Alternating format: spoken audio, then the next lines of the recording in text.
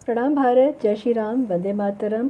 The Lucknow dialogues पर आप सभी का बहुत बहुत स्वागत है। हमारे आर्म फोर्सेस की जय, भारत माता की जय। इस समय जो पराक्रम, जो जोश दिखा रहे हैं बॉर्डर पे और सब जगह हमारी आर्म फोर्सेस, उसके लिए उनको बहुत बहुत प्रणाम है, उनको बहुत बहुत सलाम है। क्या पहलगांव टेररिस्ट अटैक चीन की ओर से बिछाया गया एक क्लासिक स्क्वीज ट्रैप था? क्या भारत को एक फॉरएवर प्रॉक्सी वॉर में फंसाने के लिए एक ये क्लिकबेट की तरह, एक चारा की तरह यूज़ किया गया था?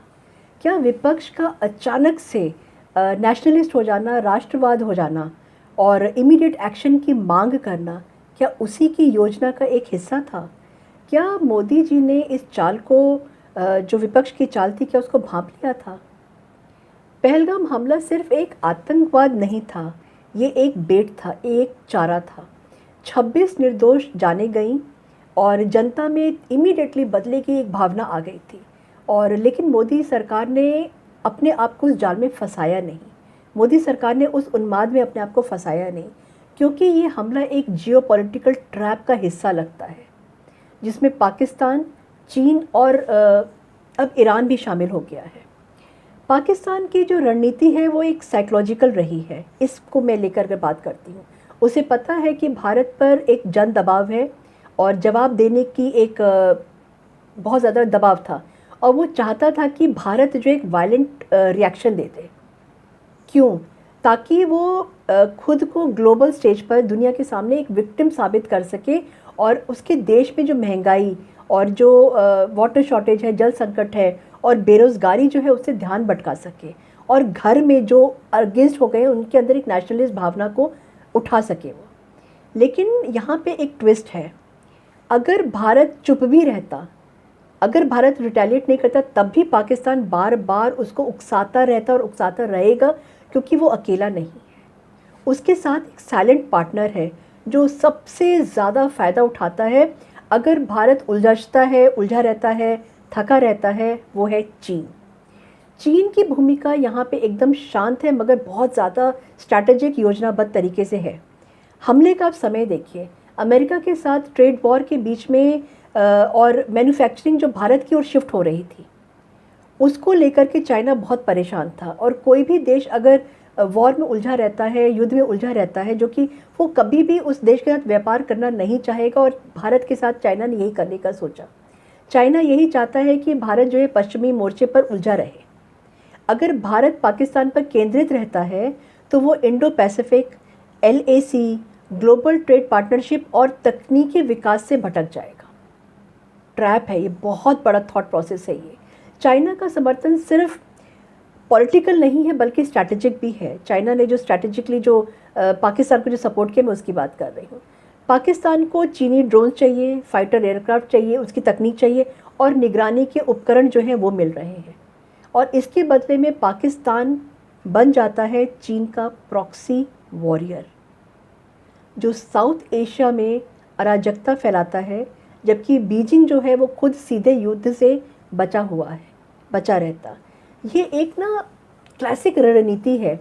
तुम खून बहाओ और मैं बढ़ूँगा आगे, खून तुम बहाओ और आगे मैं बढ़ूँगा। राष्ट्रपति शी जिनपिंग जो है खुद भी समस्याओं से घिरे हुए हैं। अमेरिका से व्यापार का युद्ध हो रहा है, जनसंख्या में गिरावट आ रही है, आर्थिक गति जो है वो उनकी धीमी पड़ गई है, और CPC के भीतर जो है असंतोष है। एक सैन्य संघर्ष लोगों का ध्यान हटाने के लिए तरीका बन जाता है कि क्या कर सकते हैं। ये बन सकता है तरीका जो कि बनाया है, लेकिन चीन जो है ना सीधे भारत से टकरा नहीं सकता, क्योंकि पूरा पश्चिम भारत के सब कुछ जो पश्चिम है ना, पूरा भारत के साथ में खड़ा हो जाएगा। लेकिन पाकिस्तान के जरिए ये आसान हो जाता है भारत को एक ओर से तोड़ना और दूसरी ओर से चुनौती देना। ये इसमें पाकिस्तान को क्या मिलता है? अरबों डॉलर का कर्ज, भले ही वो खुद दिवालिया है, लेकिन पाकिस्तान को ना अरबों डॉलर्स का कर्ज मिल जाएगा। भारत से लड़ने के लिए सैन्य का जो साजो सामान होता है, जो कि इस समय बिल्कुल डिफंक्ट हो गया, बेकार हो गया है, और जनता के लिए मानसिक संबल, क्योंकि जनता बहुत ज़्यादा अगेंस्ट में हो गई है। आर्थिक संकट से राष्ट्रीय संघर्ष की ओर का जो नैरेटिव है ना, उसमें एक बदलाव आ जाता। ये संघर्ष के सहारे बचाव है, जिसे चीन जो है वो फंड कर रहा है, क्योंकि पाकिस्तान को पैसा चाहिए। पश्चिम और डीप स्टेट में यूक्रेन के बाद में निवेश करना एक नया इलाका ढूंढ रहे हैं।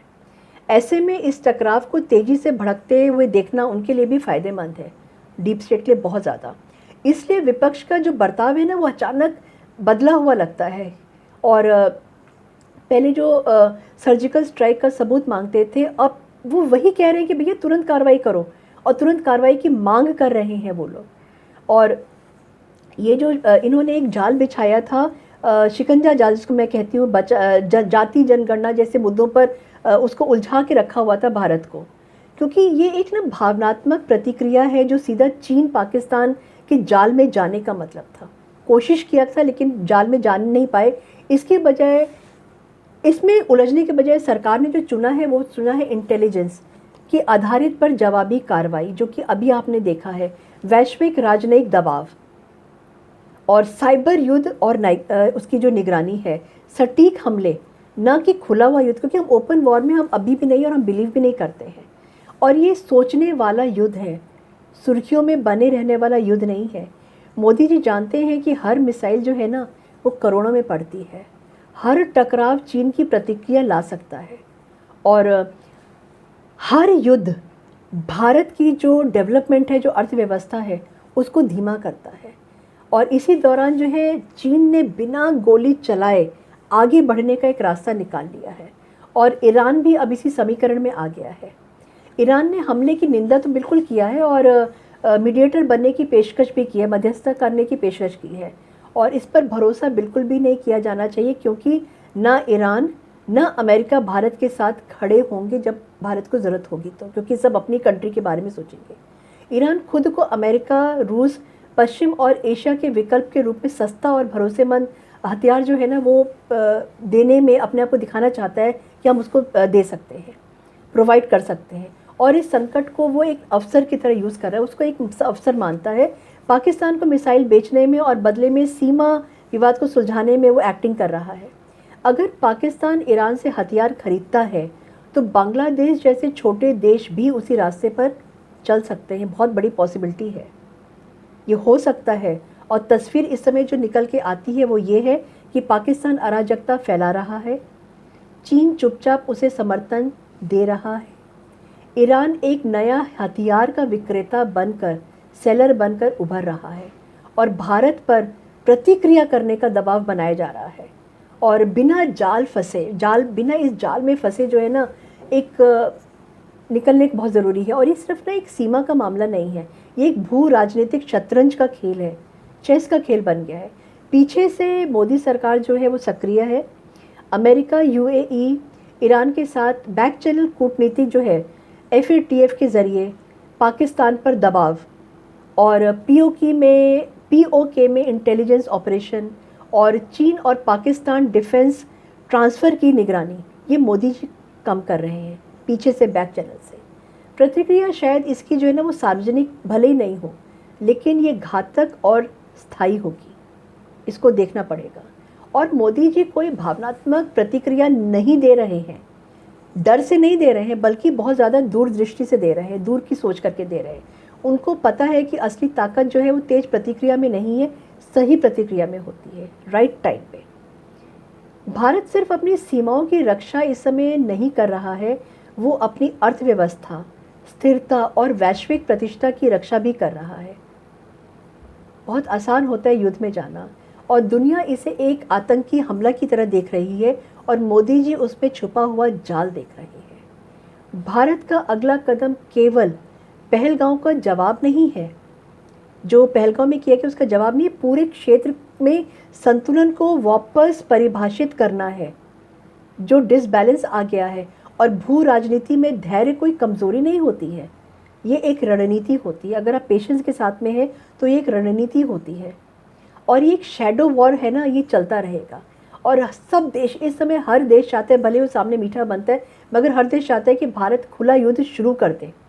मगर भारत ने बहुत संयम बना के रखा है, पेशेंस बना के रखा है, क्योंकि दुश्मन सिर्फ बाहर ही नहीं है, दुश्मन भीतर भी छुपे हुए हैं।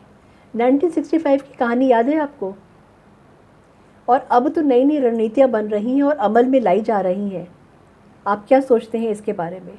मुझे ज़रूर बताइएगा, क्योंकि इस समय भारत देश जो है वो बहुत सारे संकटों के बीच में खड़ा हुआ है और हमारी ज़रूरत है, हमारे पीएम को हमारी ज़रूरत है, हमारे आर्म्ड फोर्सेस को हमारी ज़रूरत है। और अगर मौका मिलेगा, आपको टाइम मिले, आपको मौका मिले तो चूकिएगा मत, क्योंकि हम इनडायरेक्टली भी अपने देश की सेवा कर सकते हैं, अपने पीएम के साथ खड़े हो सकते हैं, अपनी सेना के साथ खड़े हो सकते हैं और अपने देश के साथ खड़े हो सकते हैं। Thank you so much. Comment करके मुझे ज़रूर बताइएगा कि ये जो मैंने आपको रीज़न बताया है वॉर होने का, उसके पीछे क्या क्या कहानियाँ हैं, उसके पीछे क्या क्या चारा डाला गया है, कैसा ही एक क्लिक बेट है, उसके बारे में आप क्या सोचते हैं। जय हिंद, जय भारत, भारत माता की जय।